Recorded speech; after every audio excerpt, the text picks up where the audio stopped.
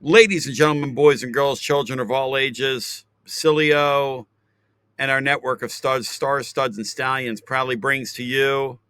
It is Winners and Losers presented by our friends at Dos Equis and our friends at VIP Play. This is week 8. I'll tell you how the week has been.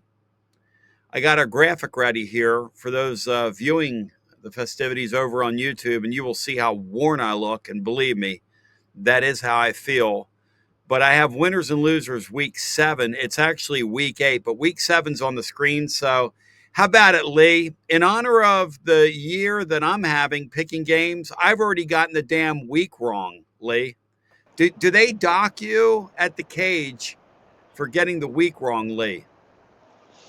That they don't care what week it is, Tone. They're gonna take your money like they've been taking my money all year too. So Yeah. it's I am down to that. You're not the only one. The last few weeks have definitely been a little rough. Got to get this thing turned around a little bit. I mean, it could always be worse. I mean, you could always be involved in a Chauncey Billups poker game. So Oh, and by the way, you've been deep diving on that. Before we do that, because our crowd that likes to play the ponies will be interested in that. Um, AC, as I bring you, and I got C, I got Brian Hartman, and I got Lee this week. Happy anniversary to Will Heflin. Happy 5th anniversary to him and Erica. Also, Kyle sends his regards. And also this week, Blair will be in absentia, and we hope to hear from the Juki at some point as well, and maybe Ferrari. But in the meantime, see, I get you in here against the backdrop that is one crazy story. See this NBA basketball and these props and these guys that take nights off and check themselves out of games. How can anybody trust that stuff? See? Well, you can trust if you're the one getting the information on what's going to happen. Oh, Lee, is that why you stay away from the NBA? that's not why. It's just not my sport. Having to keep up with load management issues on night one. Apparently, last night somebody was sat out. Yeah, it's mostly having to deal with that and the fluctuations in the games, like just teams being up by 21 minute and then down by 20, and it's I personally can't do it, but that's probably another reason why I wouldn't want to be involved in betting the NBA. But hey, people like it. I'm not cutting on Yeah. anybody that does. In case the FBI wants to look at our activity in here, Beano from Reno is on the screen, and he is not tied to one of the crime families. But Lee, this thing, in case people are wondering if the mafia is still a thing, uh, you went down the rabbit hole right before we recorded. Share with us how deep this thing goes. Yeah, so obviously this thing just relatively breaking news, hasn't been out that long. So there's a lot of details I don't know, but just in the stuff that I've kind of found out in the last hour, just some of the names involved in this, as far as the Chauncey Billups rigged poker games go, like, yeah, this involves some pretty major players and big Tom Crom families. Like some of the names that were popping up was like Ernest Ayalo, who's a cousin whose cousin is Michael Mancuso, Bonanno crime family boss, like Lee Wow. Fama, who's the brother of Gambino crime family captain Danny Fama, Tommy Gellardo, Joe Lonnie, who's a Gambino crime family captain. Like, this is some pretty serious stuff that Chauncey Billups was getting involved in with these poker games. This is some crazy, crazy stuff. Ladies and gentlemen, I'm going to need me come Saturday night a keg of Dos Equis, okay? Not a 6-pack, not a case. I mean, this Vitello thing this week and the couple long shows we've done, and man, it's just taken a lot out of me. But here we are. It is week 8. It is time to get fired up. It is time to focus, and it is time to be prepared. And see, I would like you, as we're presented by Dos Equis Lager Especial Golden Pilsner style beer, made from the choice of hops, balanced composition, smooth, clean finish.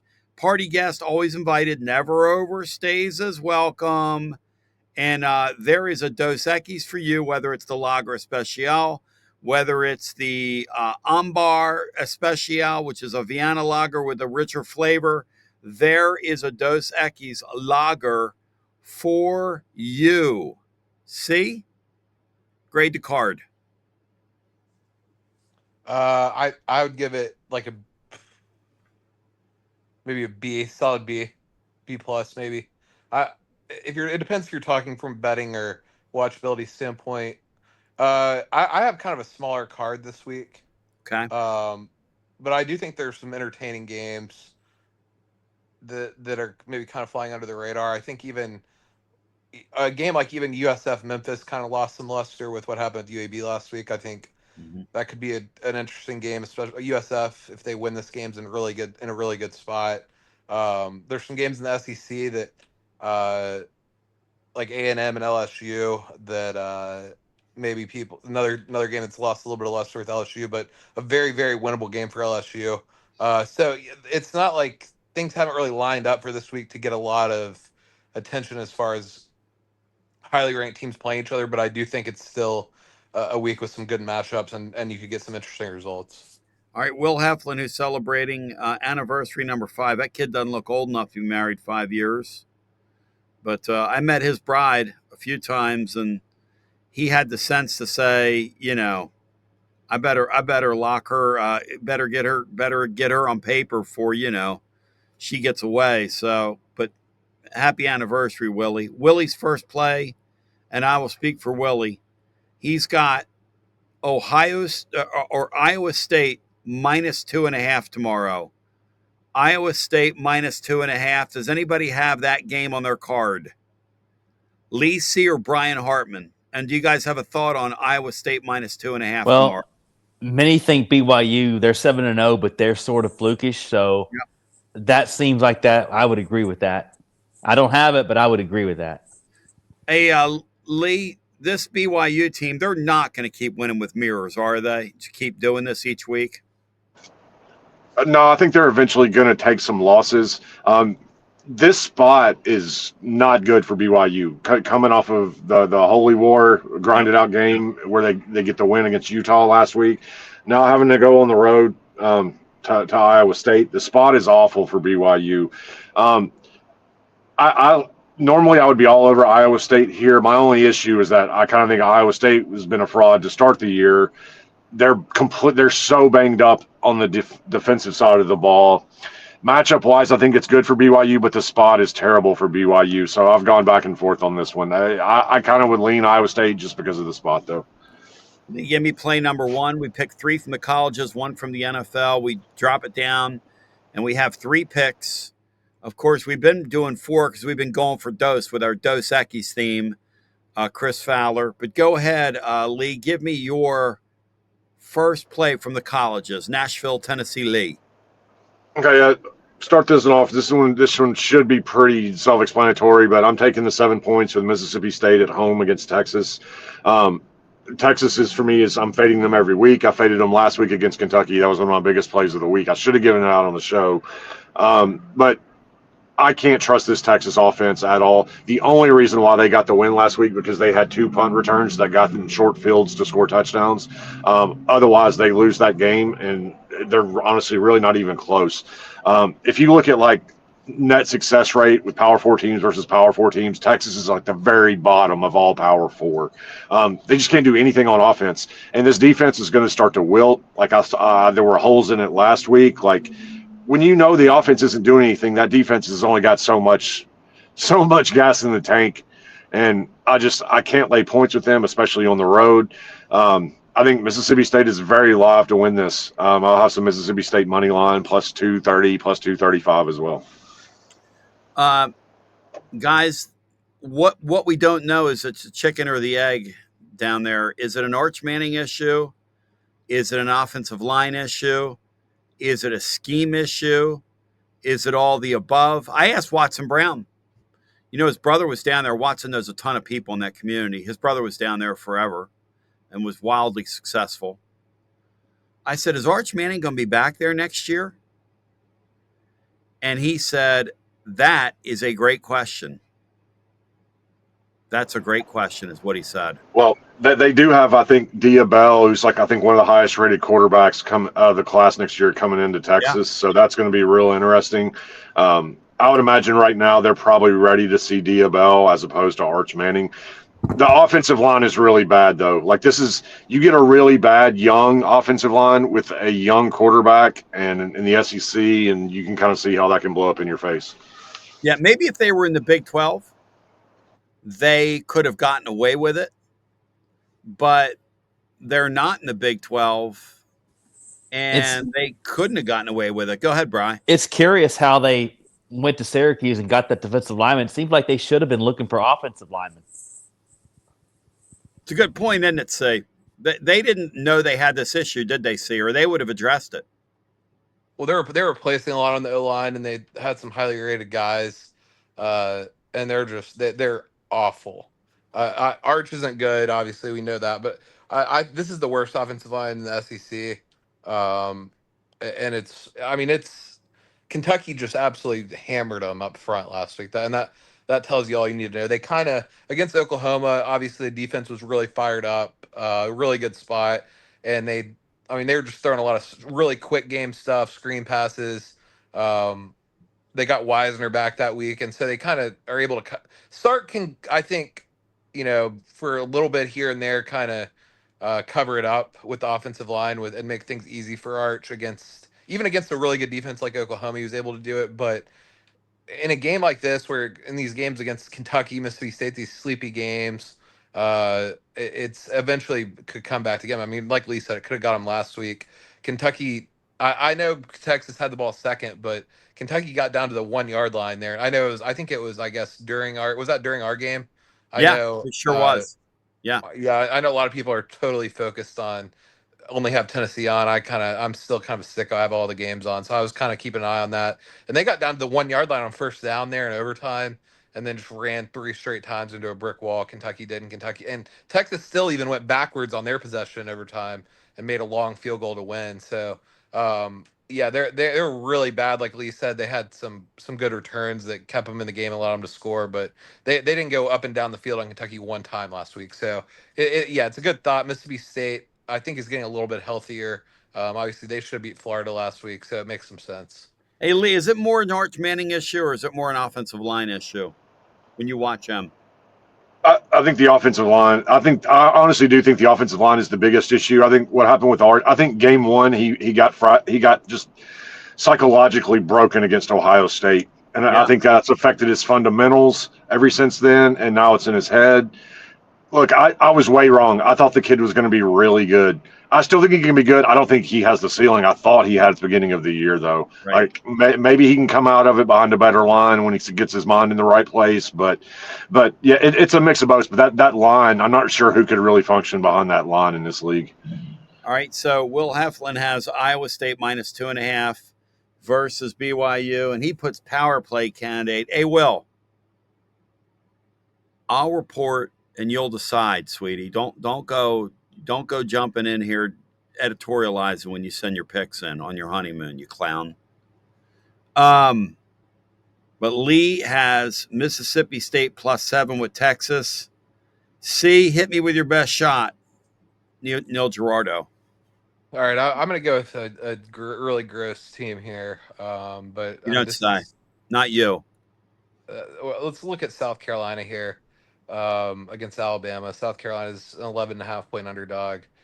Um, this is something I've been thinking about because we've been talking about Alabama every week for the last month here. They've been playing game after game after game against, I guess, ranked teams is what I guess they've all been ranked. Like I said, I'm not a big proponent of the AP rankings, but even if whether you like the AP rankings or not, they've faced four teams in a row here who are really good. Georgia, Vandy, Missouri, Tennessee, all top 15, top 20 type teams. Now they go on the road, and they play this terrible South Carolina team. Especially offensively, this team is whew.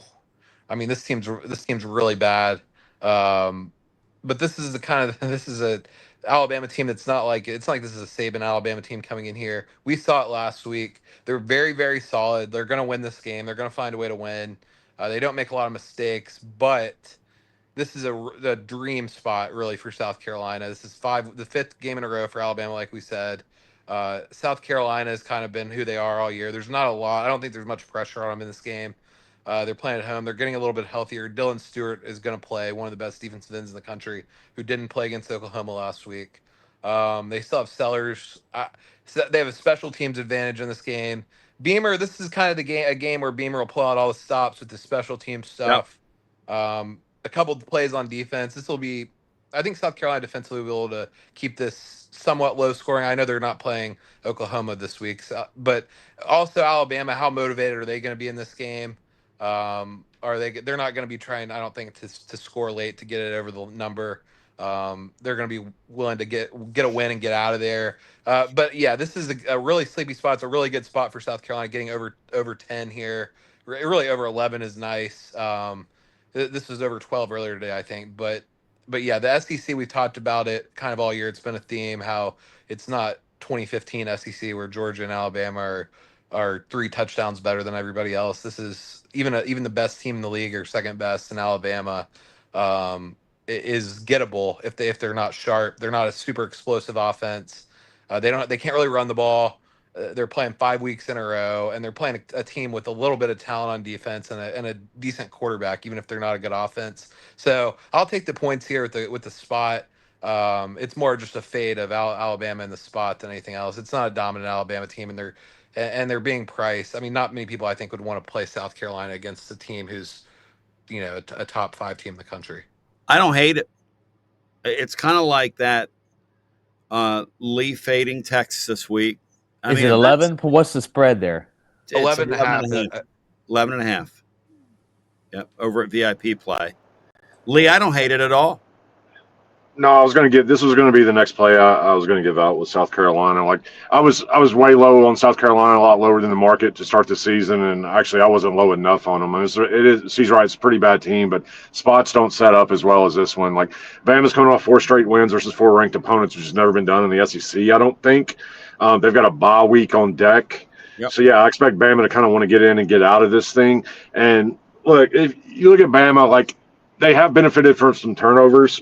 You know, Missouri turned it over on some key possessions, which really helped Bama out. Vandy had 2 turnovers in the red zone, or that game could have been different. Obviously, the Tennessee game last week with the turnover before halftime was a 14-point swing. Like, if South Carolina can just play a clean game here, I think they can hang, at least stay within this number. The special teams advantage is on South Carolina. Mobile quarterbacks have given Womack some problems in the past. Yeah. And if you go back and look at Bama, since DeBoer's got there, he's lost 5 times outright away from Tuscaloosa as a double-digit favorite. Like, this is the situation again. Like, so I don't think Bama loses, but yeah, I think this is a great spot for South Carolina. This is really the only time I was really looking to play them this year. So yeah, that's going to be my second play is South Carolina. Brian Hartman, jump in here. You're up next on the mic. Your first play to go along with Iowa State -2.5 versus BYU. Mississippi State +7 versus Texas. South Carolina +11 versus Bama, which I'm going to drop down into our power play contender / power play category. Go ahead, Brian Hartman. Hit me.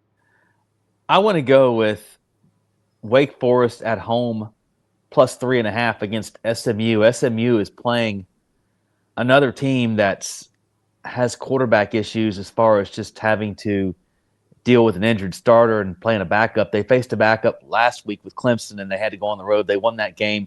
It's their second straight game on the road, and they've beaten a couple other teams that did not have – I think Syracuse was one of them that did not have their starting quarterback who was injured. So they're playing Wake Forest in sort of a sleepy spot. Wake Forest could easily be 5-1 if not for a missed offsides, and they're coming off 2 back-to-back road games where they played well in one, so they're coming home and they're getting points, 3.5. I think it's going to come down to a kick, and I believe Wake Forest a sleepy noon spot. SMU coming off their second road game in a row, and the quarterback Deshaun, Robbie Ashford's hurt. He had a sprained thumb. Deshaun Purdy played pretty well at Oregon State, although Oregon State's 0-7. But with either quarterback, I like Wake Forest +3.5 at home against SMU. Sleepy noon game. Yeah, I like. I like that. I think that's a really really good play by Brian. I would not. I think that SMU is highly overrated. Obviously, we saw last week they got Clemson without Klubnik. But yeah, this team's very shaky. I don't think they're anywhere near what we saw last year from when they made the playoffs. So I like anything over a field goal, like Brian said for Wake, who I agree. I think with either quarterback, this is going to come down to the end. All right, Brian, And you're the noon spot is another good call by Brian. SMU going Jennings is early in banged game up. for SMU. and Jennings is banged up. Jennings is banged up too for SMU. okay. Like he's not 100% healthy. Yeah, this is a really good play. I think people will be surprised if they see where Wake Forest's defense ranks nationally in a lot of categories. Like Mhm. they have a really, really solid defense. Like it's good. He's done a hell of a coaching job there this year. I think this is a really good play. To Brian's point, the ACC is a weird league, Lee, because in one sense it's kind of weak, right? But in another sense, there's some pretty good units, if not complete teams. And Wake Forest is a good example of that. There's some pretty good units in that league. Not necessarily complete teams, but some pretty good units, Lee. When you take into consideration and you're thinking about investing in a matchup like this one.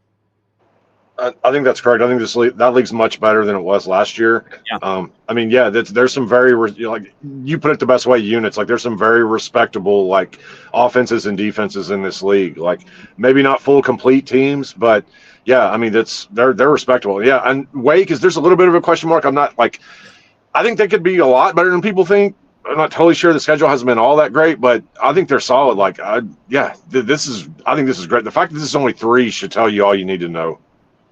Brian, you're in the you're on the mic, brother. So why don't you go for Dose?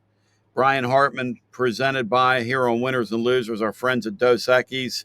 He going for Dose, and you can enter for your chance to win Dos Equis for a year. Cervezas Mexicanas, White Plains, New York, 2025 style. Make it a part of your football weekend, whether it's the Friday night action tonight, whether it's anything all day when you're gathering with your friends. Grab some Dos Equis, support the program, and go for Dote Dote Dos. Hey, amigo, give me your next pick, Shepard. Well, I'm going to go up to Cincinnati. I like Cincinnati at home in a noon spot. They were probably against Iowa State a good spot. They played that game at noon and really looked good and covered as a favorite. Yep. They were a big favorite against UCF, and I didn't think they would cover. They didn't. They won the game still, though. Now they're a small favorite against Baylor, who has kind of been up and down this year. I think Baylor's best win probably was at that SMU team I just mentioned. And they're coming on the road to face Cincinnati in a noon game. And Cincinnati likes these noon games. They get a lot of noon home games. They're only a 4.5-point favorite. They've won 6 in a row. They're 6-1. And they're a Big 12 title contender. That one loss was to Nebraska, who was not in the non-league. So they lost that by 3 points. They're coming home. Anything less than a touchdown, I like Cincinnati. So I'll go with -4.5. The only thing that makes me pause is they might be looking ahead for a trip to Utah the next week, which is really going to go a long way. They got to face BYU at some point, so that's in Arizona. So those 3 games are going to determine whether they can stay in contention. They don't get Texas Tech, but I like them. Dave Aranda's had a very up and down program since he won that one season he beat Lane Kiffin in the bowl game. They went 12-2. They won the Big 12. He's been very up and down, so I like Cincinnati in this one -4.5. Dave Aranda looks like a young James Carville over there on the sideline, like Serpent Head, coaching. No offense to him. I mean, I make the bald look work for me. I think I'm a sexy bald man. He's a scary looking bald man. He also looks like that soccer player from Portugal, and Dennis Dodd. And his record's even scarier. I was getting to that, bro. You stepped on my punchline. He's scary looking. His record, guys. I mean, what are we doing? And AC, we worked on a column earlier in the week for tclub.team of the five of the 5 surprise teams. Cincinnati, guys, is hiding in plain sight because a lot of America took their eyes off of them after that awful loss on Thursday night to Nebraska. awful the first Thursday night of the year, they've had a hell of a season here. And Sorsby's got 18 TDs with one pick Yeah. all year, so that's part of the reason why he's really playing well. Brian, this is pretty good play, Brian. I think this game's actually I think this game's actually at 4 o'clock Eastern, not noon. Uh-oh. Okay, my I mistake. don't like it. No, I don't like it, No, Brian. I just was double checking because I saw there was another noon game that Brian was talking about, so I was looking at the noon slate, and I think this game's at 4 o'clock. Thank you, Just Slade. as a for the audience. What do y'all think of this play? Do y'all hate it, for it, against it? We just gave Brian some love, so let's go ahead and rip him. I was gonna say I think these teams are pretty even. I think both these offenses are really good. I mean the market obviously it's only 4.5 at Cincinnati. Both these offenses are very very good. You talked about Tony Sorsby's very good. The defenses I don't think either of these defenses are very good at all. Cincinnati's played like Brian said, so UCF and Kansas and kind of a fraudulent Iowa State team. Um, and they've been able to. I'm not. I don't know. I didn't play this game either way. Um, I would probably lean towards taking the points here because I think Baylor's going to go up and down on the field on them, and I think Cincinnati will go up and down the field on Baylor as well. I mean, Baylor's defense is atrocious too. Uh, it's 4.5. I'm not really rushing to the counter to bet either side of this, but I think I would probably lean towards Baylor here. But I wasn't going to give it out or anything. All right, Lee, do you have a thought on this, or are you going to stay agnostic here? If I play anything on it, it'll probably I'd take the square over because I just don't see how either one of these defenses gets a stop. Baylor hasn't stopped anybody all year long. I've upgraded Cincinnati a ton this year. I was way off. I did not like Sorsby coming into this year. Like, kid could not throw the ball downfield last year to save his life, and he's been ridiculously good this year. So I think he lights Baylor up, but I think Baylor scores too. But it's set at 67.5. I mean, it's pretty high. I got burned last week betting it over. It didn't come close. So, I mean, I would lean Cincinnati, but I don't know if I could really lay more than 3 personally. But it's dropped in the market. It's like 3.5 now. If this gets down to 3, then I would probably sign off on Cincinnati. Let's rip Will Heflin, who's on his anniversary dinner instead of with his friends picking games. The nerve of that guy. Happy anniversary to Will and Erica. He's got Memphis, South Florida. He's playing the over in that game. One of you guys mentioned this earlier. I think it was UC. The start just come out of this one with Memphis inexplicably losing to UAB last week. Just a weird result. Total 2025 major college football, guys, that game. It's the only way you can explain it. Just major college football 2025. But he's got over the 60. And I will say this, that Memphis bunch is an atrocious team on defense, but they're pretty damn good offensively. What do you all think? Over 60 in that game. Depends on Memphis quarterback, Brennan Lewis. Like, he's still questionable to play. Like, it didn't sound like he was going to play. Like, the market's acting like he's not going to play. Like, the total crash today, it's got down to like 58.5. This was in like 63 or something earlier in the week. Okay. So it really depends on whether or not he plays or not. There's familiarity with these teams. When they played last year, it was like 21-3 or something, 21-10. Like, they know each other pretty well. I like USF's defense quite a bit. And if Memphis's quarterback doesn't play, I don't know if Memphis does its part, but if he does play, then this could turn into a shootout for sure. So I can't recommend it just until I know what's going on with the quarterback for Memphis. I like the Nat sound there, Lee. It sounds like you're running from the FBI there. Are you sounds like a train was about to hit you. Yeah, are you caught up in that? I picked it out the window, man. Right, no problem, brother. C, thoughts on this one?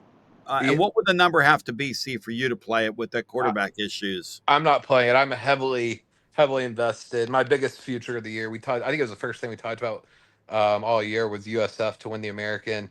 This was the team I was probably highest on out if any team outside the top 25. I think on the Daily Show we did a thing where we kind of talked about the overrated and underrated teams, and I said USF. I said that Boise game in the first game of the year. I think people are going to realize and like Lee said, their defense is a lot better than it was last year because that's what they did in the portal is they went out and got a lot of older guys. on defense, and they're a lot better than they have been under Golish on defense. And they still have Byron Brown, who's finally stayed healthy. So I'm not gonna play it. This is one of the only games it's kind of a roadblock for him. So I just need him to win the game, because I just need him to win that AAC, and it'll be a really nice payday for me. So I'm not gonna get involved in this. I have enough kind of on the line here, liability wise, with those USF futures. They're The almost look ahead on this last week was Memphis -3.5, and it's USF -6 now. ooh. Like, this is like 10 point swing. So yeah, like I said, the quarterback for Memphis is obviously playing a deal in this. Obviously, Memphis losing last week. So yeah, I think there's some moving parts in this. I'm like, see, I've USF 9-1 to win the AC2. So that's part of the reason I'm staying. But the number wise, like if this gets to 7, like I'll probably take a small shot on Memphis just out of principle. By the way, Comrade Golish, getting it done. Getting it done down there at South Florida. All right, Lee, you gave out Mississippi State +7 with Texas. You also like that South Carolina play. Do you have another play from the colleges to share as you go for dose? Yeah, I was keeping the SEC. Just give me Vandy -2.5 against Missouri. I'm riding this thing, man. Like I'm fully bought into this Vandy team. Like they're 1,000% legitimate. I don't think Missouri's slowing this offense down. Vandy's offense is #1 in the nation in points per drive, #5 in overall success rate. And I don't see Missouri slowing them down. Second week, back-to-back weeks on the road for Missouri. I think it's Cole Kublik who put out the videos of Vandy's offensive line just mauling LSU last week. I think they do it again to Missouri. And the biggest thing here for me, too, is I don't trust this Missouri defense, especially their secondary. Vandy can throw on them. Like, I know they don't throw the ball a lot. They're known for what they do on the ground. But that Missouri secondary can't cover anybody. And the Missouri offense, Pribula, I don't think the guy's got an arm. Like, I don't trust him. Like, no, there's major red flags coming out of that Bama game for me with Missouri with Pribula. Like, he escapes the pocket when he's not getting pressured. He's got happy feet. Like, I don't trust him in this game. I think this is Vandy. Like, and you're giving me 2.5. I keep bumping up their power rating every week. So yeah, I've got them power rated 3 over Missouri on a neutral. So yeah, I like Vandy. I'll lay the 2.5. Hey, Lee, where's the power? What's your number, Vandy and Tennessee on a neutral field right now? Vandy -2.5. Like, If that's what I got. if that game happened tomorrow and I forced you to play it, what would you play, Lee? In Neyland Stadium. Honestly, I'd play Vandy money line. Please don't burn down my house, Vols fans. I'm with you guys. I love my Vols, but I'd take Vandy money line. How about you, C? If that game happened tomorrow, because we're in a twilight zone right now. And by the way, Vandy and that South Florida team are so similar because they both spent on older players. They fortified their team with older players, and they kind of went all in this year around a pretty good quarterback in both levels. And it might pay off for both of them. It might just pay off for both of them. See, if the game took place tomorrow, because that's one we're watching down the line, Vandy was really impressive last week with LSU. That opened my eyes too. Yeah, I haven't seen a line for this game. I would assume Tennessee is -3, -2.5, two and a Sure. half, whatever it is. Because I saw Tennessee Oklahoma opened at FanDuel at Tennessee was -1, -1.5 against Oklahoma. So I would assume that Tennessee might be -2.5 against Vandy. I would lean towards Vandy. I think Vandy's probably better than Tennessee, but obviously Heupel is very good at home. Yeah. I don't. It's another game. I probably wouldn't be rushing to bet it. If it got over 3, I would certainly play Vandy. And if Vandy was favored, I don't know if I'd play him there. But anything between 1 and 3, or between, I'd probably lean towards Vandy money line, like Lisa. I just think Vandy's the better team. I know that game's a noon game, right? Is that right? Yeah, that's right. So yeah, it's kind of, I don't know. It also depends. Is Tennessee playing? There's also a chance Tennessee's already eliminated from anything in that spot, and Vandy's not. Yeah. Yeah. So One of those teams could play spoiler on the other. it's It could true. be Yeah. a playing game from here. We haven't had a high stakes Vanderbilt game like this potentially in forever. You know, if Beano from Reno was just not observing here, I could ask him that, but I don't want to because he doesn't want to, he doesn't want to partake in this because it's almost like he's Danny White. He's just sort of monitoring his lieutenants, but he's not going to get involved. And I feel like Tony Vitello over here, but that's all right, Beano. I'm not taking it personally. All right, see, give me your second play from the colleges here. It's winners and losers presented by our friends at Dos Equis /VIP play. Yeah, I'll say in the SEC. I was going to say on what Lee said. Another thing, Vandy has a big special teams advantage against Missouri. Missouri has basically a high school kicker. I don't know if you guys saw the Auburn game. I mean, it's been like that all year. This is a kid who can barely make a 40-yard field goal. Yeah, he can't kick. Yeah, he has no idea where it's going when he leaves his foot. Yeah, it's a Missouri disaster. was very lucky to beat Auburn. Auburn was much better team against Missouri. But anyway, I'm going to go to that Arkansas Auburn game in the SEC. I've been on Auburn a lot all year. I think it's probably time to give up on this team. They're the better team game in, game out of these games they're playing. Not against Tennessee, but obviously they covered against. Or I mean, Arkansas was covered against Tennessee, but sorry, Auburn has been the better team in a lot of these games. Even against Georgia, they were the right side. Kind of a bad cover. They've really shown up in these big games, but can't get over the finish line for Hugh. The Oklahoma game, we saw what happened. Missouri was a total disaster to lose that game when they dominated the game. But I think we've reached the end of the line with Hugh. I think they're going to find a way to lose this game. Our Arkansas still. Anybody who watched the A&M Arkansas game last week and even the Tennessee game 2 weeks ago. This is a team that seems pretty locked in, and Petrino's fighting hard to try and get that job and weasel his way in there. He's opened some things up with the offense. Taylor Green got banged up a little bit last week. Should be good to go this week. Arkansas's offense will be the best unit on the field, even though Auburn's defense is very solid. But I think Petrino will find a way to scheme some stuff up against these guys and score some points. And I just don't trust, even against that moribund Arkansas defense, I don't trust Jackson Arnold to be able to get the ball down the field against those guys. I don't see a huge. This isn't like a huge edge as far as like team quality. It's more about the spot where Auburn has just got to be deflated week after week, playing these close games and finding a way to lose. And now they're going against an Arkansas team that clearly still has some fight and has a really really good offense. I just don't see Auburn being able to keep up. I think Petrino gets a win. Petrino's been I believe at home he has the best against the spread record of any coach in the country with his Arkansas as the coach of Arkansas. So he's a real and he saw that last week, yeah, against pretty the top ironic 5 if you think about his past love life there that he's great against the spread. So Arkansas plus what? What's the number? Arkansas's favored in this game. Oh, favored. It's got bet up. It's up. It's up to 2.5 now. It's going to hit 3. Yeah, it's going to hit 3 before it gets 3. It gets to 3. All right, minus 2.5. Get it while it's hot. Any thoughts on that game, guys? I agree. I agree with everything that's been said. Yeah. Yeah. I can't. I'm like, I think Auburn. This is the tipping point. Like now they're going on the road versus a team that I think cares. So yeah, I like Arkansas. It's interesting because from a Tennessee perspective, you want to cheer for Arkansas. You need these other teams around you to win because our schedule right now, at 10-2, I'm not sure. And again, if Beano spoke right now, he'd get mad at me. But I'm not sure at 10-2 right now, the way Tennessee's schedule's breaking. I mean, there are no guarantees. We need these teams to start winning, or at least, accrue some victories somewhere along the way. The Mississippi States of the world, who you mentioned earlier with Texas, tomorrow would be really nice.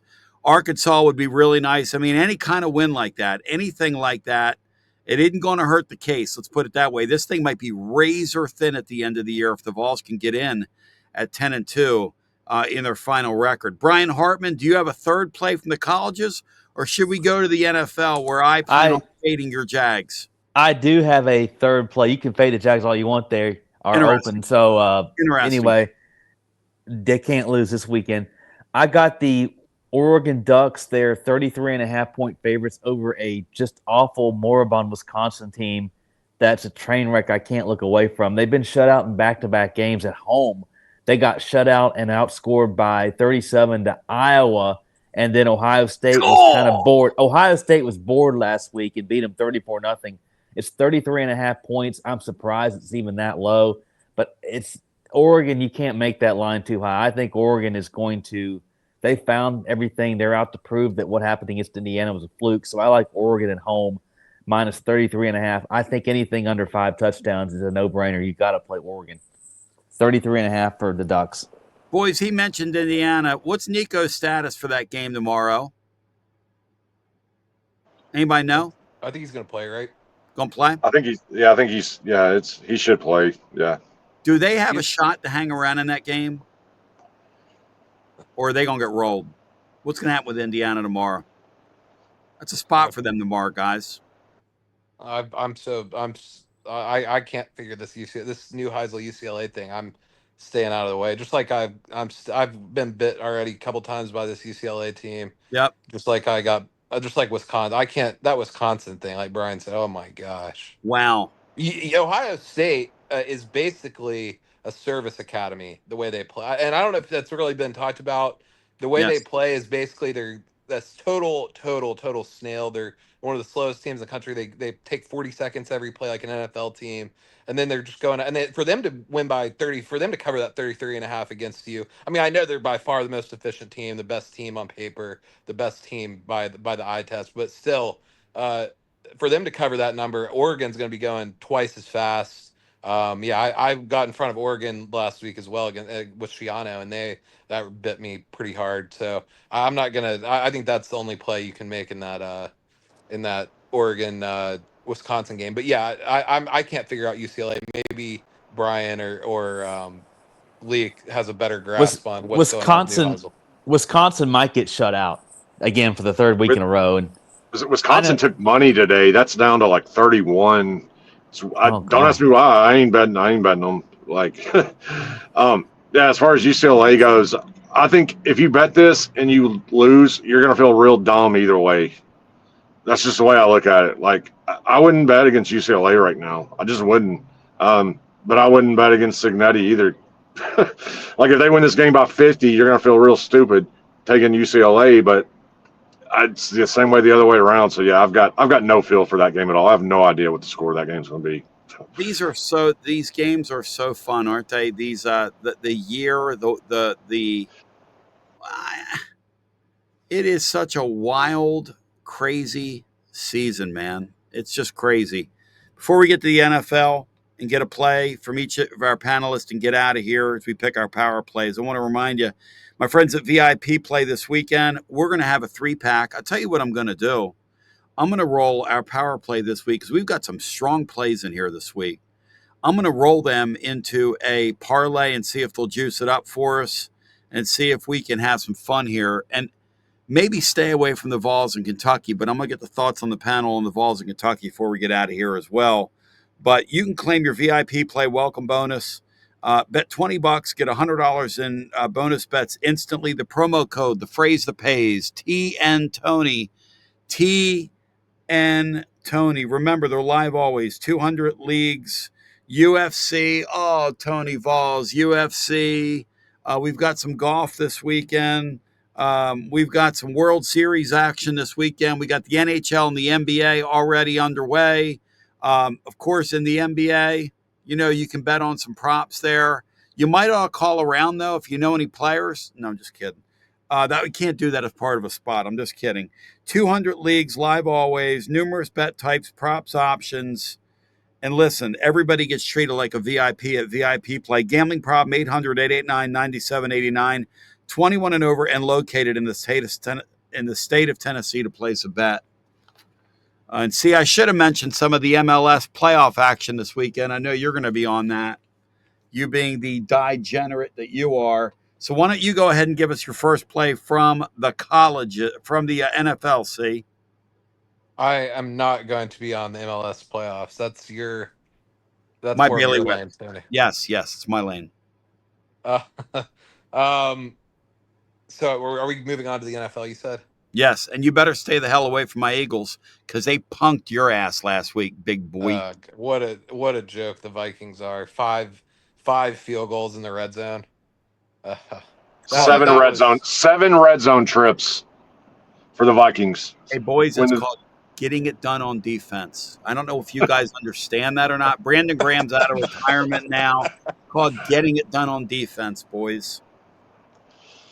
Oh man, if you, You yeah, you guys and I was on the right side. Bullshit. You weren't on the right side. the You Vikings guys are Eagles game. clowns. You're betting on Carson Wentz, and then you want to bitch about it? Come on, boys. Carson I Wentz. I told you can have your moment. I can't say anything. He was awful. I got to sit here and take it. You're right. Carson Wentz was the sole reason the Vikings didn't cover. He's an atrocious player. No offense to Well, him. well, He What's he got? luckily for me, sucks. I know this is airing Sucks, on Lee. Friday. Sucks. Lee, he's not good enough to play in Nashville. He was bad, man. He was so bad last week. I So mean, he bad. had some throws that were just, So oh my bad. And he's God, man. dumb. And he's dumb. And he throws the ball up for grabs. He's just a dumb, stupid player. No offense to him. See, what's your play in the NFL? I'm sorry. Well, luckily for me, I know this is airing on a Friday, but I'm on Carson Wentz tonight, in the Thursday night game. So Doesn't count. That doesn't no, can't I be. know. I'm just saying you were talking about I'm dumb. I'm going back to Oh Carson no, I've Wentz seen tonight. you in action. Yeah, I've seen you in action. Yeah, I've seen you. Okay, so I've been kind of debating who I want to take here. Um, talk about a team that looked bad last week. I'm gonna be on the Texans. I mean, I don't know how many people even know. I know it's the NFL. I don't know how many people were up till 10 o'clock. I mean, this game ended like 2 o'clock in the morning Eastern time on Tuesday morning. The Texans and Seahawks on Monday night. But I'm gonna go back to Houston here. Um, they're playing their Niners this week. I think this is jumped to Texans -1.5. I believe. You could probably get a money line under -120, probably around -115. I'm not like I don't have my book pulled up, but this is I think the best play of the week. Um, Niners don't have we don't know who's playing quarterback for the Niners. I don't think as of this afternoon. Um, McCaffrey has. I mean, the Niners are ravaged by injury. I Yeah. know they won the Sunday night game last week. McCaffrey's now banged up. Um, the Texans, I think, will bounce. They were able to move the ball a little bit against that Seahawks defense, and I mean they were horrendous in the red zone too. Some awful play calling. They can't run the ball. But yeah, this Niners team, I think, is gonna start to feel the effects of all the injuries on defense, especially Warner. Um, so I think the Texans will bounce back here at home. And this is really more of just playing against this nine. It's basically a shell squad, a practice squad for the Niners. Mac Jones, if he ends up being the guy, has kind of regressed, hasn't looked as good as he did. That first game against the Rams, he really played well, hasn't been playing very well since. And then, if Purdy plays, he'll be very banged up. We don't know who it's going to be. Um, so I'm going to go with the Texans, who I think will be able to throw the ball over these guys because they can't run the ball anyway. But that doesn't really matter because I don't think that they basically abandoned the run. They're going to throw the ball in this really banged up Niners secondary. Should be able to move up and down the field, and the Niners are banged up on offense as well. So I'll play the home team at -115, -120, whatever it is here with the Texans. Lee, your NFL play, hit it. Yeah, this is gross, but I'm on the Jets. It's +6.5 now. I don't know if there were 7. 6.5 is fine. Normally I do want the 7, but what are we doing here with the Bengals laying this many points? Wow. Like, what are we doing? I can't even Wow. come close to this number. Like 6. Okay, I know Flacco won last week with the Bengals. This is still the worst defense in the league, the worst offensive line in the league. Like, this is crazy with them laying 6.5 points. Like, I'm hoping Tyrod Taylor plays for the Jets. It hasn't been decided yet. Taylor is an against the spread god. Ty God Taylor, like he's like 10th in history against the spread. Yeah, this is an insane number to me because the Bengals won last week. Look, the Jets are not good, but they've also been they're to do some major like positive turnover regression here. They're worst in the league in turnover differential. Like they just need a little bit of that to normalize and they'll keep this within the number. This is a stupid number. Like I'm on the Jets +6.5. And for the record, I'm also on the Eagles this week. They're going to slam the Giants after what the Giants did to them a couple weeks ago, dancing all around the field, like rubbing in their faces. Now they're going to Philly. Yeah, I think the Eagles smash them this week. We might make that our power play. Now we're talking. Brian, what's your play? Okay. Go ahead, Brian. I I'm in the opposite of Lee here. I just don't see how the Jets are so bad. How you can play the Jets away from home? Yep. It's less than a touchdown. Joe Flacco looked really well against the Steelers. They're playing the Jets. This game is not exactly a week later. It's 10 days later. The Bengals have had 10 days to come off that high of beating the Steelers. So I think they'll be fine here. I like the Bengals minus 6.5 because it's basically just about the Jets being bad. Boys, let's stay away from your NFL plays. Y'all need to stick to college football. I think we've been doing well in the NFL besides last Oh week. yeah, keep fading the Eagles. You've been doing great. I'm just kidding you. I'm just doing a bit here. I want to do a power play, a 3-pack of picks from the SEC. We've got South Carolina plus 11.5 with Bama, Vandy minus 2.5 with Missouri, and what's the third one we're going to take? Are we going to take? Arkansas Let's do the Arkansas. You or guys want to do Mississippi that? State or Mississippi State. Or Mississippi State, Lee? What do you think? Arkansas or Mississippi State? Let's flip a coin here. I like Mississippi State's play. All right, let's do that. I just think Texas could score, man. I really do like Arkansas a lot too. But I do worry about their defense, even though I don't know if Jackson Arnold can do anything about it. But at least I know Texas can't score.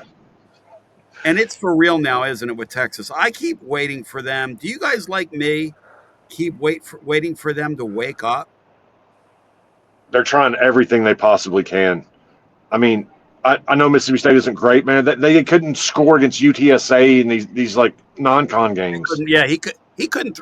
They couldn't execute against. I think it was UTEP they had struggles with. Or UTEP, yeah. Yeah. Whoever it was, San yeah. Jose State. Yeah, they couldn't execute against Air earlier in the year, and I like how the media, because the Mannings kind of again, there's a guy in here named Beano from Reno. He's not going to enjoy me saying this, but the Mannings can color, the narrative, and they kept trying to make us believe that Texas's offense had turned the corner after one of those directional school games, and it just did not look like that. And when they got back into SEC play, I mean, they were brutal last week. Now, I had Larry Vaught on from Vaught's Views earlier in the week. He told me that Texas had 2 first downs in the second half in that football game and won. Is that true? Is that possible? Yeah, I mean they were playing from ahead the whole game, and Sark 2 first knows. downs? Playing from ahead. Well, I'm just saying That they Sark knows how bad that. I mean, they take zero chances. If you watch the game, they weren't even. It looked like, I mean, it looked like they were playing. I don't even know how to describe what they were doing. They weren't doing anything down the field, running the ball first and second down every time. They could if they and then just punt it. I mean, they were not even really trying to get first downs, just avoiding Wow. mistakes to try and get out of there. they had a 15% post-game win expectancy. It was the lowest in the country of all the teams that won last week. What? Like They got outgained. they got completely. destroyed. Yeah. Like their All right. net success rate was like negative something crazy. Like Kentucky outplayed them up and down the field. Boys, on the way It- out, it's been incredible. I want you guys to lay it on me here. Tennessee, Kentucky tomorrow. The number, if I force you to play it, where are we going? Kentucky. I would take Kentucky in the points. I mean, this Tennessee. I talked about it last week. I Yeah. think actually, I heard Mark and Colombo call a great call earlier in the week, and I think he and I had the same exact projected score last week, 38-28, which is it should have been if they Mm-hmm. had right around that if Tennessee's touchdown late had been reviewed, or if Tennessee could have found a way in the end zone if it didn't count. But Yeah. I think this Tennessee defense is really bad. Um, I think Tennessee will probably find a way to win the game, but I think Bully will find a way to move the ball up and down the field a little bit on Tennessee. I think Aguilar will probably make a mistake or two here, keep Kentucky in the game. I'm not. I think Tennessee's a little bit. I think this number's a little too high because just with the quarterback change at Kentucky. If they were playing Calzada, I couldn't play Kentucky. I'm not gonna. I probably No. won't play this anyway. But No. if I was Right. I forced to play understand. it, I would take over a touchdown with Kentucky just because of the quarterback change in Tennessee's defense and kind of Aguilar's kind of. I'm always just afraid Aguilar's gonna turn it over and give him a short Sure. field and He that did it kind of last thing. week. Yeah. Yeah. And it's fair. And he's done it in SEC play a little bit so far, which we were talking about today down at Calhoun's on the River. I mean, you have to call it what it is. And I love the kid. He's a great story. He's a fun story. He's a fun to watch quarterback. But the night game like this, an environment like this, Lee, against a pretty good defense, I'm afraid they're going to be able to get the ball out of his hands. And we haven't been clean, Lee. When we go on the road, we're not clean. Yeah, even against teams at the bottom of the tier of this Yeah. league, like you can't go on the road and make mistakes. Like if you make more than one or two like mistakes, like you're probably going to get cooked in this league, even against a team like Kentucky. I know it sounds crazy, but Yeah. yeah, I mean, I don't have a play on it because of where the number's at. It's sitting at like 8 right now. I guess some money came in on Kentucky today. If it was 7, I would think about Tennessee. If it was 10, I would think about Kentucky. But at the end of the day, like I really can't lay the points with Tennessee. Just with the defense, looking the way that the offense is, the trajectory of the offense is like getting a little worse week to week to week with the mistakes that they make. Yeah. I know Kentucky's coming off of kind of a really tough loss in overtime, but this is one of their biggest rival. I think they're going to show up for this. They're going to be ready for it. I could only look at playing Kentucky. Unfortunately, I think Tennessee will win the game. I think they'll find a way to win it. Anybody else have any final thoughts? And Bride, do you have a thought on the way out into the weekend on the Kentucky game as well? I forced you to play. I just think Kentucky's going to have problems keeping up with Tennessee's. Tennessee has higher scoring ability than Kentucky does. Right. And I just think they have more big play ability than Kentucky does. Okay. So I wouldn't have any problem laying anything less than 10 points. I know every game against Kentucky has been close since I think the last time Tennessee blew them out up there or beat them by double digits was, I think you have to go back to 2015. That was like a 52-20 game. But I just believe that Kentucky this is the worst of the Kentucky teams since then that Tennessee's played up there, I think. The other thing, guys, that I really love, Brian, I think you're right. The other thing I really love, though, is the way they didn't review that touchdown at the end of last week in the Alabama game. People are betting on it. I mean, what is Chauncey Billups in charge of SEC the replay booth? How rigged was that, Lee? I mean, you can't do that today, can you? It's not good, man. Like I know some people say, well, it doesn't matter. It's inconsequential, but I'm telling you, it does matter. Like, hell yeah, it matters. Like you have to review this stuff if it's a scoring play like that. I don't care what the score is. I mean, look, like if one of the major market making books contacted Greg Sankey and says, hey, look, man, if you're not going to review this, we're going to take your games off the board, and their ratings get cut in half because people can't wager on them. And that's the case. People don't want to admit it, but that's true. Like this matters. Like I'm sorry, this is the world we live in. Like you have to review that. Plus it was a touchdown. I mean, the kid practices all week. You're right. I mean, you have to review it. And by the way, it was a score. I mean, it was a score. But hey, all right. So Beano from Reno has sent he sent me a communique, and he says that as he's been auditing the show, Beano from Reno, go ahead, man. You want to share some thoughts here? He wants to do show audit results. Go ahead, Beano. Yeah, Tony, I thought it was outstanding tonight. In monitoring the show, I could find nothing illegal from the Basilio crime family that went on tonight. I will say, however, that I was offended that you baited me 5 times while I was on mute. That C and Lee gave out the Texans and the Jets in the NFL, and that Brian basically gave out everything in Cincinnati except Skyline Chili.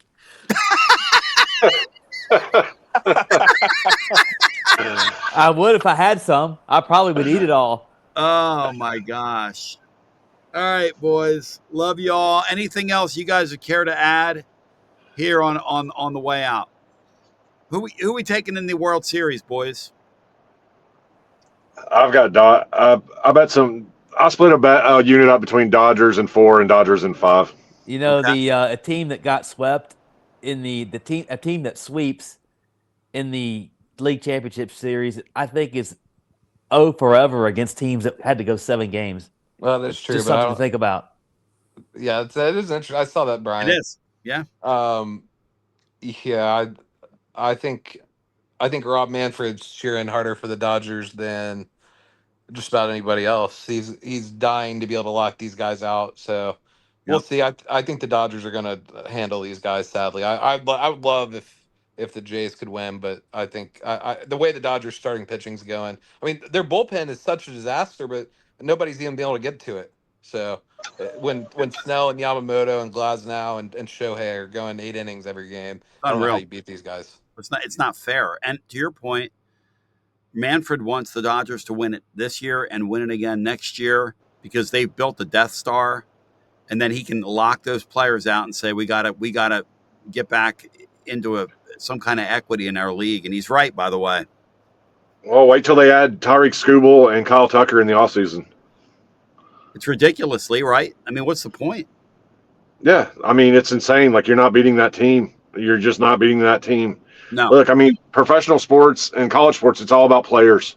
Like, in the wake of the Vitello stuff, people wondered how he's going to do. And I try to tell people, look, if they give him players, he'll win. If they don't, he won't. that's Like, the correct. Dodgers aren't about to get another ring because of Dave Roberts. Like, the Chiefs are not about to, not the favorite to win the Super Bowl because of Andy Reid. He's great, but it's because of their players. The NBA is the same. I don't watch it, but I'm assuming it's the same. Like, you got to have players, and the Dodgers have more better players than anybody. It's not even close. More better, more better, more better. Boys, it's been a lot of fun. I want to thank my friends at Dos Equis. You will go for Dos this weekend, Cervezas Mexicanas, and also my friends at VIP Play. I want to thank C and Lee and Brian Hartman and Beano from Reno for jumping in here. Happy anniversary to Will Heflin. The Juki set this one out this week. Kyle Blackburn set this one out this week. But I love Will Heflin. When you're on your 5th anniversary and you're sending in your picks, brother, that's being committed to the bit. I'm for that, as my special needs brother Steve likes to say. I'm for that and not against that. I am for that. For C, for Lee, for Brian, my name is Tony B saying, hit those winners, stay away, and stay the hell away, I should say, from those losers. Your power play picks one more time in a 3-pack here. South Carolina plus 11.5 with Bama. 5 weeks in a row from Bama.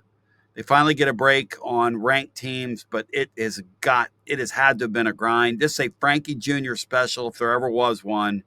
Maybe maybe a tryout for him to show the folks at Virginia Tech what they could be getting when he jumps over to start his clock after the season. Vandy minus 2.5 with Missouri. And then finally, Mississippi State plus 7 with the Longhorns of Texas. For Lee and C and Brian Nee, my name is Tony B saying peace, we love you, and enjoy your college and pro football weekend. Peace. And GBO. And Tony Vols, good luck to you.